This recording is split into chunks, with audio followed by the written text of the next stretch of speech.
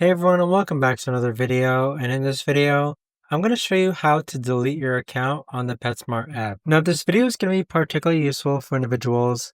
Let's say that you want to go ahead and delete your account on the PetSmart app because you no longer want to go ahead and use it. How do you actually go ahead about doing so? Now, this video is going to be short, sweet, and simple, guys. There's not going to be a lot of steps involved. So in order to do this, what you're first going to do is go into the PetSmart app. Next, click on Account.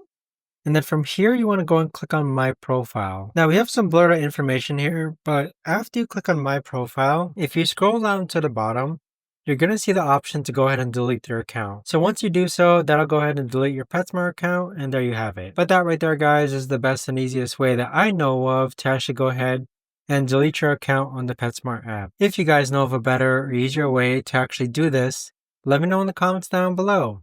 I would love to know. Thanks so much for watching, everyone, and I'll see you guys all in the next video.